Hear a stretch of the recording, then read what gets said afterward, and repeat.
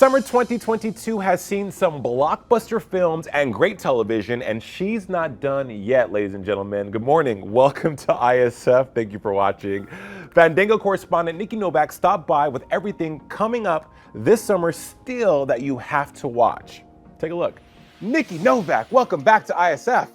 Oh my gosh, it is so good to see you. I'm always so excited to see you, and it's such a big summer for movies. I cannot wait to talk about what we have coming out. Same.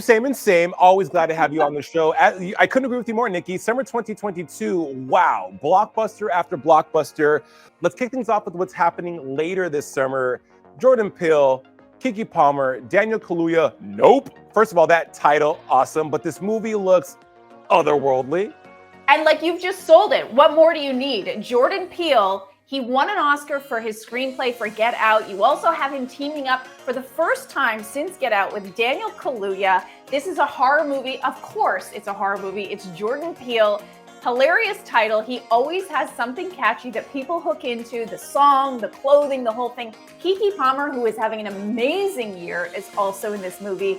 Daniel and Keke play brother and sister of a horse ranch. They train horses for Hollywood movies. And then there's kind of a strange occurrence that happens at the ranch.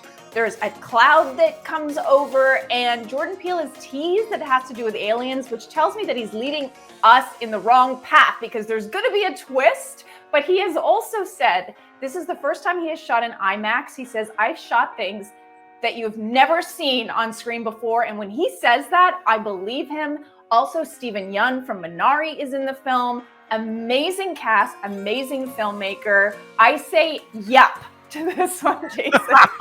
Not nope. You say yep. That bows in theaters July 22nd. Yeah, Jordan Peele, he's a visionary and a visual genius when it comes to his films and cinema, and that's going to be one to watch. Also, Where the Crawdads Sing. Nikki, everyone is talking about this movie. Taylor Swift singing the theme song based on a novel. What's the buzz about?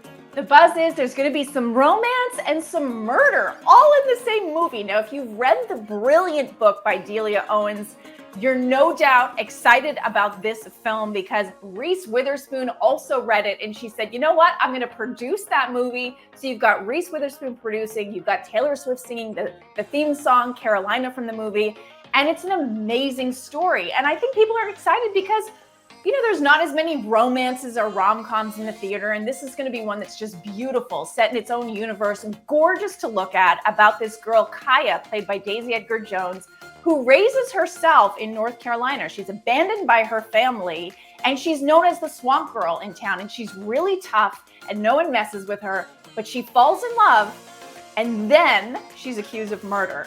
So it's got a lot going on. The Notebook could never. But wow, hey, don't fall in love. But yes, again, people are really talking about this movie and really excited to see it because I would agree with you 100%. We haven't had a love story in something of that genre in theaters this year at all. Okay, now Marry Me, sure, but nothing to this capacity. So that's going to be great. That's in theaters July 13th. Will also be one to watch. Animated fun. It's not a summer season without a little animated fun, right? And The Rock and Kevin Hart doing a movie together. Summer, winter, whenever we can get those two together in a movie, we will take it. This is called DC League of Super Pets. Why didn't I think of this idea and cash in, Jason, and retire? It's basically the superheroes from DC all have pets that get superpowers and have to save the superheroes and save the world. I mean, what could be better? And it's also going to be in 3D. It is animated. You have Keanu Reeves in this film. You have an incredible cast. John Krasinski is also in this film. Kevin Hart, Kate McKinnon, John Krasinski. That's a stellar lineup of voices. Yeah, I mean, and that's the thing about there's so many, animated movies out there. There's always great casts now, but this is probably the best cast I've heard in quite a while, like all assembled. It's like the superheroes assemble, the superheroes of voice acting assemble for this movie. Couldn't agree more. Looking forward to that one as well.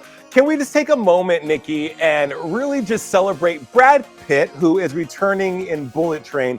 One, I haven't seen Brad in a role like this since Mr. and Mrs. Smith, 2005. Action, Brad Pitt, you don't really think of those things, but he is killing it in this role. Oh, just from the trailers alone and the hat he's wearing in the trailers, it's super iconic already. I think anytime he shows up in anything now, like Once Upon a Time in Hollywood, I just feel like Brad is enjoying himself and enjoying these roles, I think more than he ever has.